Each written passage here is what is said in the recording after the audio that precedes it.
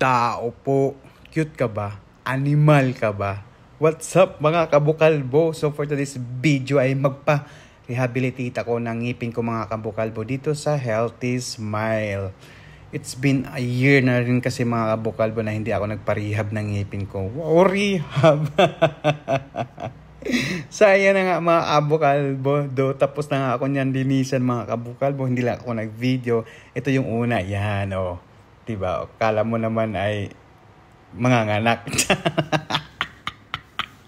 So ayun na nga mga kabukalbo, tapos na ako nilinisan yan, pinamumug na ako ni Doc at may ipapasak daw sa akin si Doc. Wow! Si Doc lang talaga ang nakapagpa-divergenize. Na-divergenize. Siya lang talaga yung naglamutak sa bunganga ko mga kabukalbo. At yun nga, may dinemonstrate siya sa akin na may ipapasak siya sa bunganga ko mamaya. Sinukat lang kung gaano kalaki yung bunganga natin. Ano daw? So, ayan na nga mga kabukalbo, to be honest, no, pagdating sa hygiene tapos yung health mo, napakagastos mga kabukalbo. Grabe talaga. Kung i-maintain mo talaga siya mga kabukalbo, kung gusto mo talaga magiging healthy. Well, sino bang hindi gusto maging healthy or malinis, mga ganun. Pero napakagastos mga kabukalbo, di ba? Uunahin mo pa ba itong ganito instead na kaysa sa pagkain, di ba? Siyempre, pagkain muna. Paano pag wala kang trabaho, gaya ko, di ba? Wow. Wala kang trabaho. Tapos, di ba, di mo talaga masusupport itong mga ganito mga kabukalbo, lalo na ang mahal. Kasi alam ko dati, 350 lang itong mga kabukalbo yung magpalinis eh. Ngayon, ang mahal na mga kabukalbo, depende sa tartar mo kung makapal na. Mahal ang singil na yan. Totoo mga kabukalbo, grabe ang mahal ng singil. So nag-aantay nga ako dito mga kabukalbo na papasok ulit si Doc kasi nga, di ba? Cute mo na ipapasakan ulit ang bunganga. So ayan na nga, pinasakan. 3 beses akong papasakan ni Doc dito mga kabukalbo. Grabe, si Doc lang talaga yung nakapag-divergenize sa bunganga ko. Alam niyang virgin pa yan. Ayan na nga, ang tagal pa pati mga kabukalbo, 30 seconds. Hanggang sa matuyo yung pinapasak niya sa bunganga ko. Tapos, nung tatanggalin na niya mga kabukalbo ay hirap na hirap siyang baklasin dahil dumikit na, parang matatanggal na yung gilagid ko. Si Doc talaga, ikaw lang Doc nag-iisang nakalamutak sa bunganga ko. Ikaw lang talaga. So first time ko tong magganito mga kabukalbo dahil nga alam mo na wala tayong budget. Ngayon dahil kay Meta, ayun, nabigyan tayo ng chance na magpalinis. Tsara na daw. So kung umabot ka na sa ganito, umabot ka na dito, baka pwede naman mag-comment ka naman. May pag ganun talaga. Mahaba kasi itong video ko mga kabukalbo dahil naka 3 minutes na ako. Baka naman drop your comment naman. So ayun na nga, naglalaway ako mga kabukalbo dahil nga itong si Doc, ang tagal niyang tanggalin yung pinasak niya sa bibig ko. Tapos ayan hirap na hirap si Doc na baklasin sa bunganga. Ano ba kasi yan, Doc? Pasak mo na kaya lahat yan, Doc. Pati yung gloves mo. Kung gusto mo ikaw, pwede ka rin pumasok. Ano daw? So, grabe mga kabukalbo yung session na to. Session? Ano to? So, matagal nga to. 3 beses nga ako anuhan ni Doc na parang susukatan to mga kabukalbo dahil nagpalagay ako ng mga kabukalbo, parang breeze dito sa baba. Postiso, let's say postiso, para yung ngipin ko sa baba mga kabukalbo ay hindi maghiwalay-hiwalay daw. Well, tingnan natin kung mag-work siya mga kabukalbo. Mas maganda kasi talaga mga kabukalbo is yung itusok mo talaga, implant ba, tamang ganun, or di kaya breeze. Tapos, para magdikit-dikit yung ngipin, tingnan mo si bukalbo, di ba? Yung ngipin ko kasi sa baba mga kabukalbo, medyo naghihiwalay-hiwalay na kasi nga wala akong tooth. Walang wisdom tooth. Ano daw? Medyo pricey nga ito mga kabukalbo. Huwag yun ang tanongin dahil grabe naman ito mga kabukalbo. Sinadya sa akin nga ni Doc ito. Di ko alam kung bakit.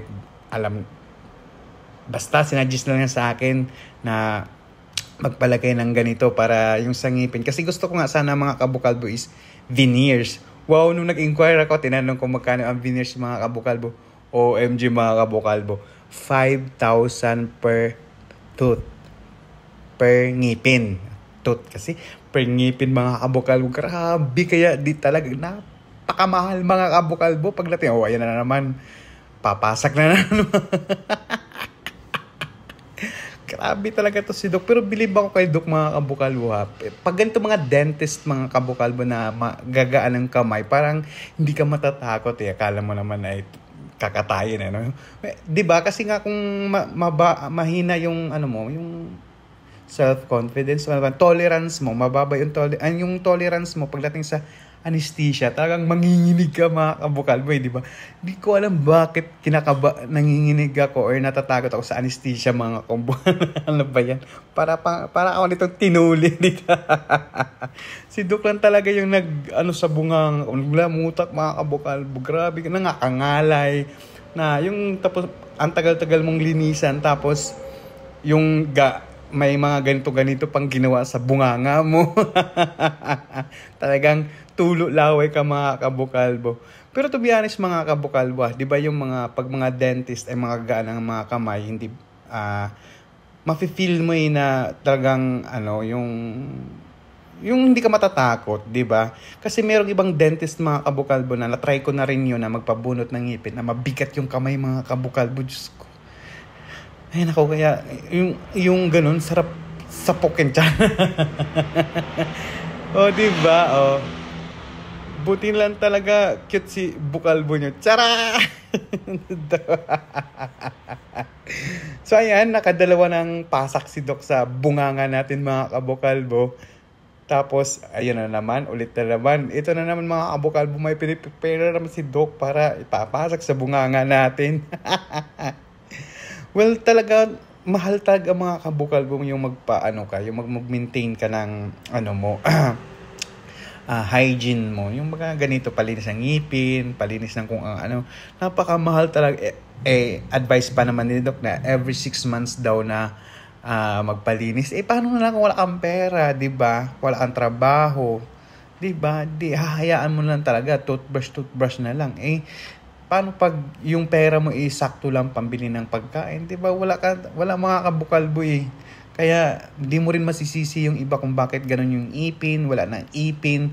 Dahil nga napakamahal mga kabukalbo. Unlike kasi sa ibang bansa mga kabukalbo, libre lang itong mga ganito eh.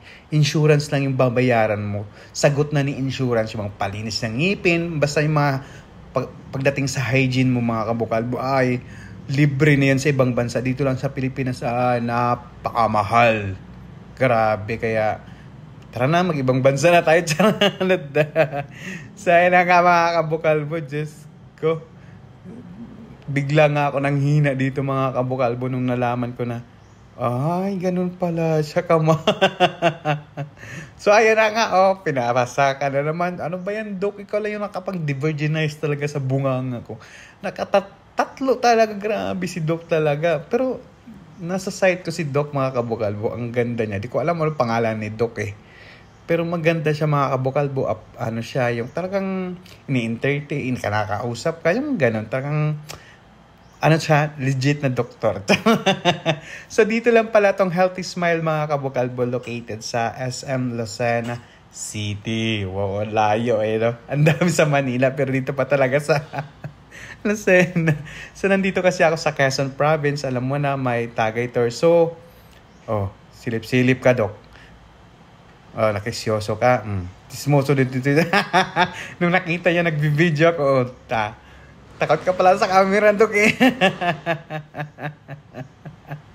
Nakisyoso pa si Doc. Hoy, kalma lang, Doc. Ako, si Bukalbo lang to. Hindi to artista. Ano daw? Ano lang to? Si Bukalbo lang to. Ha? Doc, alam mo lang, hindi ako artista. Charan! Hindi ko alam na napapansin niya yung dentist na nag-assist sa akin. Ba?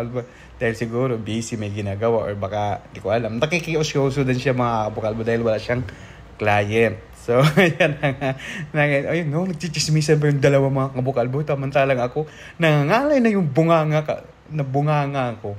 O, di ba? Dok, tanggalin mo na. Nakipagchismisan ka pa talaga, ha? Tapos, ako, hinayaan mo ako dito, tululaway na, So, finally, mga kabukalbo, natapos na yung session namin. Session namin. ano daw, excuse me. Nabusog ako. So, kung nakaabot ka na dito sa area na to, mag-like ka na, mag-comment. Tapos kung gusto mo tong video na ganito, share mo na rin. Utang na loob. So, ayun na nga, naghahanap na nga kami ng color na nababagay daw sa ngipin ko. Sabi ni Doc, ina-advise niya ako na ganitong kulay daw para pantay lang doon sa ngipin ko sa baba. Postiso nga ilalagay mga kabukalbo dito sa gilid ko dahil yung dalawang wisdom tooth ko ay wala na. Tapos sa kabila isa. So para daw hindi maghiwalay-hiwalay ay ina-advise niya ako na magpalagay para daw kumita siya. Tapos itong si Doc, di ko talaga alam mga kabukalbo kung syunga-syunga ba talaga or ano ba talaga, mema lang. Advisean ba naman ako mga kabukalbo na kung pwede daw, kung magkape ako ay gamitan ko ng straw. Ano man yung Doc? Soft drinks? Hindi nalusaw yung straw. Ano ba yan si Doc? Tapos pagkatapos daw ay magmumog agad ng tubig. So ito na yung resulta ng pagpalinis natin. Diba kita nyo, hiwalay-hiwalay. So wait lang, magkakaroon din ng ngipin sa dulo. Bye!